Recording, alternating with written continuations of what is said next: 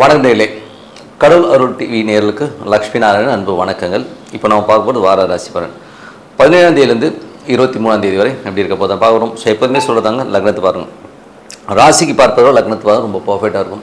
உதாரணமாக ஒரு மகர லக்னம் ரிச்சிக ராசினா நீங்கள் ரிச்சிக ராசிக்கான பலன்களை பார்க்குறது மகர ராசிக்கான பலன்களை பார்க்க ரொம்ப பர்ஃபெக்டாக இருக்கும். முதல்ல வர்றது பொது பலன்கள், அதுக்கப்புறம் தசாபுக்தி பலன்கள். உங்கள் ஜனனகால ஜாதகத்தில் என்ன தசாபுக்தி அந்தரங்கள் வருதோ அதை வந்து நோட் பண்ணி வச்சு மிங்கிள் பண்ணி பாருங்கள், ரொம்ப பர்ஃபெக்டாக இருக்கும். வீடியோட எண்டில் டிப் ஆஃப் த வீக் இருக்குது, மறக்காமல் பாருங்கள். இந்த வாட்டி டிப் ஆஃப் த வீக்கில் நம்ம சொல்கிறது என்னென்னா விஷ்ணுபதி புண்ணிய காலம். நமக்கு வந்து ஒரு பொருளாதார தடை, பொருளாதாரம் சம்மந்தமான விஷயங்களுக்கு இந்த விஷ்ணுபதி புண்ணிய காலத்தில் நீங்கள் செய்கிற பிரார்த்தனை பெரிய ஒரு ரிலீஃபாக இருக்கும். பெரிய பொருள் வர்றதுக்கான வாய்ப்புலாம் ரொம்ப சிறப்பாக இருங்க, மிஸ் பண்ணாமல் பாருங்கள். கடகராசி. ஸோ கடகராசிக்கு வந்து பார்த்திங்கன்னா உங்களது ராசி அதிபதி 4லேருந்து ஸ்டார்ட். ஸோ 4, 5, 6 போது வேலை விஷயங்கள், வீடு மனை சம்மந்தமான விஷயங்கள், அற்புதமான விஷயங்களுமே கண்டிப்பாக இருக்கும். அதில் வந்து பார்த்திங்கன்னா சந்திரன் ராகுல போகும்போது மட்டும், அதாவது உதாரணமாக சொல்லப்போனால் ஒரு செவ்வாய்க்கிழமைகள் வந்து கொஞ்சம் கவனமாக இருந்துக்கிறது ரொம்ப ரொம்ப நல்லது. ஏன்னா வந்து அப்போது கொஞ்சம் எமோஷன்ஸ் ஜாஸ்தியாக இருக்கிறதுக்கான வாய்ப்புகள் நிறைய இருக்குது. அதுக்கப்புறம் பார்க்கும்போது 2ஆம் அதிபதியான சூரியன் நல்ல ஒரு ஆட்சி பலத்தோடு இருக்கும்போது குடும்பத்துக்கு தேவையான வருமானம். ஆனால் கேதுன்னு ஒரு விஷயமும் அங்கே இருக்குது, புதனுங்கிற ஒரு விஷயம் இருக்கும்போது வீடு சொத்துக்கள் சம்மந்தமான விஷயங்கள் சின்னதாக ஒரு மன உளைச்சலும் ஒரு ஸ்ட்ரெஸ்ஸும் வர்றதுக்கான வாய்ப்புகளும் ரொம்ப ரொம்ப கவனமாக இருக்கணும். 3 மற்றும் 12ஆம் அதிபதியான புதனும் 2லேயே இருக்கும்போது கொஞ்சம் வருமானம் வர்ற மாதிரி இருந்தாலும் கொஞ்சம் கடன்கள் நிறைய ஆகிறதுக்கான வாய்ப்புகள் நிறைய இருக்குது. 3ல் வந்து சுக்கிரன் வந்து நீச்சமாக இருக்குது. 4ஆம் அதிபதி மட்டும் வீடு மனை விற்பனை சம்மந்தமான விஷயங்கள் ஒரு மன உளைச்சலையோ ஒரு ஸ்ட்ரெஸ்ஸையோ கொடுத்துரும். அதனால் வந்து நீங்கள் அதெல்லாம் கொஞ்சம் கவனமாக பார்த்துக்குங்க. பெண்கள் விஷயங்களையும் கொஞ்சம் கவனமாக பார்த்துக்க ரொம்ப ரொம்ப. அதுவும் சுக்கிரன் வந்து சந்திரனுடைய சாரத்தில் இருக்கும்போது மன உளைச்சலை கண்டிப்பாக ஏற்படும். சில நேரங்களில் என்ன ஆகும்னா, நடக்காத ஒரு விஷயத்தை நடந்துருச்சு, இப்படி நடந்துச்சுன்னா என்ன பண்ணுறது, அப்படி நடந்துச்சுன்னா என்ன பண்ணுறதுன்ற ஒரு மன உளைச்சலை கொடுத்துரும். ஸோ அதனால் அந்த மாதிரி விஷயங்களை கொஞ்சம் அவாய்ட் பண்ணிக்கிறது நல்லது. எதுக்காக நம்ம வருத்தப்படுறோங்கிறத வந்து யோசிச்சு பாருங்கள். முடிஞ்சுன்னா ஒரு பேப்பரில் எழுதி பார்த்தீங்கன்னா உங்களுக்கே பைத்தியார்த்தமாக தெரியும் அடுத்த நாள் படித்து பார்த்தீங்கன்னா. ஸோ அதனால் அது மாதிரி பண்ணுங்கள். அதுக்கப்புறம் பார்க்கும்போது 4ஆம் அதிபதி 3ல் இருக்கும்போது தாயாருக்கும் நிறைய மனக்கசப்புகள், மனசில் வந்து நிறைய ரணங்கள் வர்றதுக்கான வாய்ப்பாக ரொம்ப கவனமாக இருந்துக்கணும். 5ஆம் அதிபதியான செவ்வாய். ஸோ 5ஆம் அதிபதியான செவ்வாய் வந்து 12 இருக்கும். குழந்தைகளுக்காக நிறைய செலவு பண்ணமான விஷயங்கள் இருக்கும். அதுவும் ராகுவோடு இருக்கும்போது கலைஞர்களுக்கு வந்து கொஞ்சம் வந்து மன உளைச்சல், குழந்தைகளால் ஒரு ஸ்ட்ரெஸ்ஸஸ், வாக்குவாதங்கள்லாம் வர்றதுக்கான வாய்ப்பு இருக்கனால கொஞ்சம் கவனமாக இருக்கணும். அதே நேரத்தில் வந்து கணவன் மனைவிக்கும் குழந்தைகளால் வந்து ஒரு வாக்குவாதம் வரும். ஸோ அதனால் வந்து நம்ம எதுக்காக சண்டை போடுறோன்றதை வந்து முதல்ல புரிஞ்சுக்கிட்டிங்கனாலே நம்ம வந்து மேக்ஸிமம் விஷயத்தை முடிச்சுக்கலாம். ஏன்னா வந்து நமக்கு வந்து சின்ன சின்ன விஷயங்கள் 100 ரூபாய்க்கு பேராத விஷயத்துக்கு போய்ட்டு 1/2 மணி நேரம் சண்டை போடுறது, 200 ரூபாய்க்கு பேராத விஷயத்துக்கு போய்ட்டு சண்டை போடுறது வந்து அவாய்ட் பண்ணிங்க. ஒரு ரேட் வச்சுக்கோங்க. ஒரு 10,000 ரூபாய்க்கு மேலே தான் சண்டை போட்டுங்கிற ரேட் வச்சுக்கிட்டிங்கன்னா இந்த மாதிரி சண்டைகளை தவிர்க்கலாம்.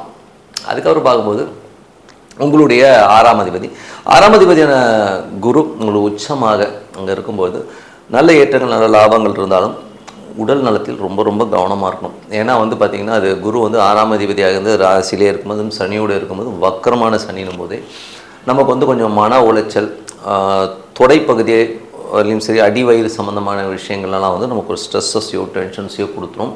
அதனால் வந்து கொஞ்சம் கவனமாக சாப்பாடு விஷயங்கள்லாம் வந்து கொஞ்சம் கவனமாக இருந்துக்கிறது ரொம்ப ரொம்ப நல்லது. ஏன்னா வந்து அடி வயிற்றில் வந்து ஒரு கேஸ்ட்ரிக் ஃபார்ம் ஆகி ஐயோ என்ன இது புரியலையேங்கிற மாதிரி டென்ஷனை உருவாக்கும். அதனால் கொஞ்சம் கவனம் பண்ணணும். அதே மாதிரி வேலை விஷயம். ஸோ வேலை விஷயத்தில் ரொம்ப கவனமாக இருக்கணும். வேலையில் வந்து ஒரு ஸ்ட்ரெஸ்ஸோ டென்ஷனோ வரதுக்கான வாய்ப்புகள் இருக்குன்னா கொஞ்சம் கவனமாக இருந்துக்குங்க. 7, 8ஆம் அதிபதியான சனி. ஸோ 7 மற்றும் 8ஆம் அதிபதியான சனி வந்து உங்களுக்கு 9ல் இருக்கும்போது மனைவியோட நிறைய பிரயாணங்கள் இந்த மாதிரி விஷயங்களும் இருந்தாலும் சின்ன சின்ன ஈகோ கிளாஷஸ் வந்து அப்பாவுக்கும் உங்களுக்கும் இருக்கும். ஸோ அதனால் கொஞ்சம் கவனமாக இருக்கணும். ட்ராவல் அப்போல்லாம் வந்து கொஞ்சம் வந்து பொறுமையை கையாளுறது, அவசரப்பட்டு வெளியூர் வெளிநாடு போகும்போது அவசரப்பட்டு வாயோட்டெல்லாம் வந்து கொஞ்சம் அவாய்ட் பண்ணிக்கிறது ரொம்ப ரொம்ப நல்லது. ஏன்னா எமோஷனில் நம்ம ரூல்ஸ் பேசிடுவோம், அதுக்கப்புறம் பார்த்தா தான் தெரியும் அந்த எங்கே ரூல்ஸ் பேசணுமோ அங்கே தான் ரூல்ஸ் பேசணும். ஸோ அதை கொஞ்சம் அவாய்ட் பண்ணிக்கிறது ரொம்ப ரொம்ப நல்லது. அதுக்கப்புறம் பார்க்கும்போது உங்களுடைய 9ஆம் அதிபதி. ஸோ 9ஆம் அதிபதியான குரு வந்து உங்களுக்கு ராசியில் இருக்கும்போது தந்தையோட ஏதாச்சும் கருத்து பேசுனா அது கொஞ்சம் சால்வ் ஆகிடும். பட் வந்து மனக்காயங்கள் இருக்கும். ஸோ அதனால் கொஞ்சம் கவனமாக பார்த்துக்கோங்க. அதுக்கப்புறம் பார்க்கும்போது 10ஆம் அதிபதியான செவ்வாய் உங்களுக்கு வந்து 12ல் இருக்கும். நிறைய பிரயாணங்கள், வேலை விஷயம், தொழில் ரீதியான விஷயங்களும் சரி நிறைய பிரயாணங்கள், கொஞ்சம் அலைச்சல்கள் ஜாஸ்தியாக இருக்கிறதுக்கான சில நேரம் அதிகமான ஒரு எமோஷனை கொடுத்துரும் வேலையில். ஸோ அதனால் கொஞ்சம் பொறுமையாக இருக்கிறது ரொம்ப ரொம்ப நல்லது. லக்ஷ்மி நரசிம்மர் அவரை வந்து வழிபாடு பண்ணுறது ரொம்ப சிறப்பான பலன்களை கண்டிப்பாக கொடுத்துருங்க. அதுக்கப்புறம் பார்க்கும்போது உங்களுடைய 11ஆம் அதிபதி 11ஆம் அதிபதியான சுக்கிரன் வந்து 3இல் நீச்சமாக இருக்கும்போது மூத்த சகோதரர் சார்ந்த விஷயங்கள், நண்பர்கள் சம்மந்தமான விஷயம் நிறைய சந்தேகங்கள் வரும். இவன் நல்லவனா கெட்டவனா, எங்கள் அண்ணன் என்ன கெடுக்கிறானா, இந்த மாதிரி விஷயங்களில் நிறைய சந்தேகங்கள் வரும். மெய்ப்பொருள் காண்பது அறிவு, அவ்வளோதான். என்ன பண்ணிட முடியும்? ஒரு இன்டர்வியூவில் சொல்லுவார், பிரேம்னு ஒரு டேரக்டர் சொல்லியிருப்பார், எவ்வளோ சார் ஏமாற்றுவான், 500 ஏமாற்றுவான், ஏமாற்றிட்டு போகிறான் சார், போட்டு சார் அடிக்கிற மாதிரி. பார்ப்போம் எவ்வளோ நாள் ஏமாற்ற முடியும். ஓகேங்களா? ஸோ அந்த மாதிரி சந்தேகங்கள் வரும். அதை வந்து தெளிவுபடுத்திங்க. தேவையில்லாமல் வருத்தப்படுறதும் ஒரு நியாயம் கிடையாது. 12ஆம் அதிபதியான புதன் வந்து உங்களுக்கு வந்து 2இல் இருக்கும்போது கொஞ்சம் குடும்பத்துக்காக நிறைய ஸ்ட்ரெயின் எடுக்கிறது, கொஞ்சம் அலைச்சல் ஜாஸ்தியாக இருக்கிறனாலும் சில நேரங்களில் பேசும்போது ரொம்ப கவனமாக இருக்குங்க. இதுவரை பார்த்து பொது பலங்கள். இப்போ தசாபக்தி பலங்கள். தசாபதி பலங்கள் கடக லக்னமாகிறது சூரியன் தசாபதி. சூரியன் வந்து உங்களுக்கு வந்து 2இல் நல்ல ஆட்சியோடு இருக்கும் பொழுது பேசும்போது நல்லா கராராக பேசுவீங்க, ரூல்ஸ் எல்லாம் பேசுவீங்க. வருமானத்துக்கு எந்த குறைவு இருந்தாலும் அதுக்கான செலவுகள் இருக்கும். கவர்மெண்ட் சம்மந்தமான விஷயங்களில் கொஞ்சம் கவனமாக இருந்துக்கணும். அதுக்கப்புறம் குடும்பத்துக்கு சின்னதாக கடன் வாங்குகிற சூழ்நிலையும் ஏற்படலாம். அதுக்கப்புறம் பார்க்கும்போது உங்களது 3 மற்றும் 12ஆம் அதிபதியான புதன் 2இல் இருக்கும்போது கலகங்கள், யாராச்சும் எவனா கொளுத்தி போட்டுருவோம், அதுக்காக நம்ம கொஞ்சம் ஸ்ட்ரெஸ் வர்றது, பிளாங்க் ஆகுது. அந்த டைமில் அறிவு வேலை செய்யாது. ஏன்னா வந்து அஸ்தங்கம் ஆகும்போது கேதுவோடு இருக்கும்போது நமக்கு வந்து எதுவுமே வேலை செய்யாது. அதனால் வந்து என்னை பொறுத்தவரை நல்ல லக்ஷ்மி நரசிம்மர் வழிபாடு வந்து ரொம்ப சிறப்பான பலன்களை கண்டிப்பாக கொடுக்கும். கொஞ்சம் பொறுமையாக ஹேண்டில் பண்ணுறது ரொம்ப ரொம்ப நல்லது. 4ஆம் அதிபதி 3இல் இருக்கும்போது வீடு சொத்துக்கள் விற்பனை சம்மந்தமான விஷயங்களில் ரொம்ப நல்லாயிருக்கும். ஏன்னா கடகலக்கணமாக வந்து சந்திரன் வந்து பார்த்திங்கன்னா இப்போ வந்து உங்களுக்கு 4இல் இருக்கும்போது அதுவும் ராகுடைய சாத்திரமும் வீடு சொத்துக்கள் சம்மந்தமான விஷயம் மன உளைச்சலை கொடுத்துரும். அதே மாதிரி கடக லக்னமாக இருந்து செவ்வாய் தசாபுத்தி வந்துருங்க. செவ்வாய் வந்து பார்த்திங்கன்னா உங்களுக்கு வந்து 5ஆம் அதிபதி 12இல் இருக்கும். குழந்தைகள் விஷயங்களில் வந்து எமோஷன் ஆவீங்க. இந்த குழந்தை வந்து இந்த மாதிரி பேசிடுச்சு அப்படின்னு. அதே மாதிரி தொழில் ரீதியான விஷயங்களையும் கொஞ்சம் அலைச்சல்கள் இருக்கிறனால கொஞ்சம் கவனமாக ஸ்பெண்ட் பண்ணணும். யாராச்சும் வந்து ஆசை வார்த்தை காட்டி இப்படி நீங்கள் வந்து 1 லட்ச ரூபா கொடுத்தீங்கன்னா 1 கோடி கொடுத்துட்றேன், இந்த மாதிரிலாம் வந்து ஏமாத்துறவங்க நிறைய பேர் இருக்காங்க. ஏன்னா வந்து டைம்லி ஏமாத்துறவங்க தான் நிறைய பேர். அவனுக்கு அன்றைக்கி பசிக்கு வந்து நீங்கள் அங்கிறத புரிஞ்சுக்கோங்க. ஸோ அந்த மாதிரி நபர்கிட்டலாம் ரொம்ப கவனமாக இருங்க.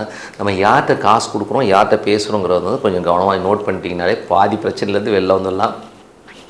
கடக லக்னமாக இருந்து ராகு தேசாவும் ராகு 8இல் இருக்கார். அதுவும் செவ்வாயோட சாரத்தில் ரொம்ப கவனமாக இருக்கணும். பிரயாணங்களில் ரொம்ப கவனமாக இருக்கணும். பிரயாணங்கள் வந்து தேவையில்லாத மன உளைச்சலையோ ஸ்ட்ரெஸ்ஸையோ வர்றதுக்கான வாய்ப்புகள் இருக்கனால ரொம்ப கவனமாக இருக்கணும். கடக லக்னமாக இருந்து குரு தேசா புத்தி அந்தரங்கள். குரு வந்து பார்த்திங்கன்னா 6 மற்றும் 9ஆம் அதிபதியான குரு உச்சமாக இருக்கும் பொழுது உடல் ரீதியான விஷயங்கள், அடி வயிறு சம்மந்தமான விஷயம் ரொம்ப கவனம். வேலையிலையும் வந்து கொஞ்சம் கவனமாக இருக்குது. அங்கே போயிட்டு நான் ஈகோவாக நான் இப்படித்தான் இருப்பேன், நான் இப்படித்தான்லாம் வந்து பேசாமல் கொஞ்சம் அவாய்ட் பண்ணிக்கிறது ரொம்ப ரொம்ப நல்லது. பிரயாணங்களையும் கொஞ்சம் கவனமாக இருந்துக்கோங்க. கடகலக்கணமாக வந்து சனி தேசாவும் சனி வந்து 7, 8ஆம் தேதி 9இல் இருக்கும்பொழுது பார்ட்னர்ஷிப் சம்மந்தமான விஷயங்களில் கொஞ்சம் கவனமானும். பிரயாணங்கள் தந்தை சார்ந்த உறவுகள்கிட்டலாம் வந்து கொஞ்சம் கவனமாக இருந்துக்கிறது ரொம்ப ரொம்ப பிடிவாதங்கள். ஏன்னா வந்து அந்த சனி இப்போ வக்கரமாக இருக்கணும், கொஞ்சம் பிடிவாதங்கள் இருக்கும், ஈகோ இருக்கும். அதெல்லாம் வந்து கொஞ்சம் அவாய்ட் பண்ணிக்கிட்டிங்கனாலே ரொம்ப சிறப்பான விஷயங்கள். கடகலக்கணமாக வந்து புதன் தேசா புத்தியந்திரங்கள். புதன் வந்து பார்த்திங்கன்னா 3, 12ஆம் அதிபதி. 3, 12ஆம் அதிபதியான புதன் வந்து உங்களுக்கு 2இல் இருக்கும்போது கலகங்கள், பின்னாடி எவனாச்சும் போட்டு கொடுக்குறான், பொண்ணாடி வந்து என்ன பேசுகிறாங்க அப்படின்லாம் வருத்தம் வரும். சில நேரங்களில் வந்து நம்ம என்ன பேசுகிறோம் அப்படின்னு தெரியாமல் நம்ம பிளாங்க் ஆயிரும். ஸோ அதனால் கொஞ்சம் கவனமாக பொறுமையை கையாளுறது. ஏதாவது இடமா இருக்குதுன்னா நான் நாளைக்கு வந்து பேச சொல்லிட்டு ஓடியாந்துருங்க, அதுதான் பெஸ்ட்டு. கடகலக்கணம் வந்து கேது திசை. கேது வந்து 2இல் இருக்கும்போது குடும்பத்தில் தேவையில்லாத சச்சரவுகளை வந்து அவாய்ட் பண்ணிக்கிறது ரொம்ப ரொம்ப நல்லது. ஏன்னா பேச்சுக்கள் வந்து கொஞ்சம் இடவடமாக ரூல்ஸ் பேசுகிறேன்னு சொல்லிட்டு இடவடமாக பேசிடுவீங்க, அதெல்லாம் கொஞ்சம் அவாய்ட் பண்ணிக்கோங்க. கடகலக்கணமாக இருந்து சுக்கிர திசை. சுக்கிரன் 3இல் வந்து நீச்சமாக இருக்கிறது. கற்பனையில் வந்து நண்பர்கள் இப்படி, மூத்த சகோதரர் இப்படி, எங்கள் அம்மா இப்படின்னு சொல்லிட்டு எல்லாத்தையும் போட்டு மண்டையில் போட்டு குழப்பிக்காமல் பொறுமையாக கொஞ்ச நாள் விட்டிங்கன்னா எல்லாமே சரியாயிடும். ஏன்னா வந்து அது நீச்சமான கிரகங்கள் கற்பனையிலே வந்து நடக்காத விஷயத்தை நினச்சி நமக்கு வந்து இது பண்ணணும். அதேமாதிரி வீடு விற்பனை சம்மந்தமான விஷயங்களும் கொஞ்சம் பார்த்து பொறுமையாக ஹேண்டில் பண்ணுறது ரொம்ப ரொம்ப நல்லது. மற்றபடி என்னங்க, என்னை பொறுத்தவரை நல்ல ஒரு பிரார்த்தனை, மனதார இறைவன் வந்து பிரார்த்தனை பண்ணுங்கள். அந்த இறைவன் நம்மளோட ஒன்றணும். அது ஒரு அமைதியான இடத்துல உட்காந்து நீங்கள் ப்ராக்டிஸ் பண்ணிங்கன்னா நல்ல ஒரு பலன்கள், நீங்கள் அடுத்த கட்டத்துக்கு போகிறதுக்கான வாய்ப்பு எல்லாமே ரொம்ப அற்புதமாக இருக்கும். Tip of the week. So இந்த முறை வந்து டிப் ஆஃப் த வீக்கில் நம்ம பார்க்குறது பார்த்திங்கன்னா விஷ்ணுபதி புண்ணியகாலம். இது வந்து ரொம்ப ரொம்ப முக்கியங்க. யாருக்கெல்லாம்னா, எனக்கு பணமே இல்லை, யாருக்கு தான் பணம் வேண்டாம், எல்லாருக்குமே பணம் தேவை இருக்குது, பட் எனக்கு பணம் இல்லை, பணம் வந்து ரொம்ப கஷ்டப்படுறேன், பேங்க் பேலன்ஸே இருக்க மாட்டேங்குது அப்படின்னு நினைக்கிறவங்கெல்லாம் இந்த விஷ்ணுபதி புண்ணிய காலத்தில் போய் நீங்கள் வந்து வழிபாடு பண்ணும்போது ஒரு பெரிய காசு வந்து நமக்கு வரதை வந்து தவிர்க்கவே முடியாது. அவ்வளோ அற்புதமான பலன்கள். நீங்கள் வேணால் பாருங்கள், இந்த விஷ்ணுபதி புண்ணிய காலம் நிறைய பேருக்கு தெரியும். கோயில்களில் கூட பார்த்திங்கன்னா நிறைய கூட்டம் வரும். இப்போ பார்த்திங்கன்னா நிறைய பேர் தெரிஞ்சது, நிறைய கூட்டம் வருது. இது ஒர்க் ஆகலைன்னா சூப்பராக ஒர்க் ஆகுதுங்க. கிட்டத்தட்ட வந்து நானும் வழிபாடு பண்ணுறேன். நான் வழிபாடு பண்ண ஆரம்பிச்சு என் பர்சனலாகவும் நல்ல ஒரு வருமானங்கள் வர ஆரம்பிச்சிச்சு. அது மட்டும் இல்லை, எனக்கு தெரிந்த நண்பர்கள், என்னுடைய கிளைண்ட்ஸ் எல்லாருக்குமே சொல்லும் போதும் நல்ல வருமானங்களை கண்டிப்பாக கொடுத்துச்சுங்க. ஸோ அதனால் இந்த விஷ்ணுபதி புண்ணிய காலம் என்றைக்கு வருதுன்னா 17ஆம் தேதி. 17ஆம் தேதி வந்து சாயங்காலம் ஸ்டார்ட் ஆகுது. 18ஆம் தேதி காலையிலையும் பண்ணலாம். ஓகேங்களா? மேக்ஸிமம் 17 ஈவினிங்கே ஸ்டார்ட் ஆகிடுது. ஸோ நீங்கள் ஈவினிங்கே கூட பார்த்தீங்கன்னா பெருமாள் கோயிலுக்கு போங்க.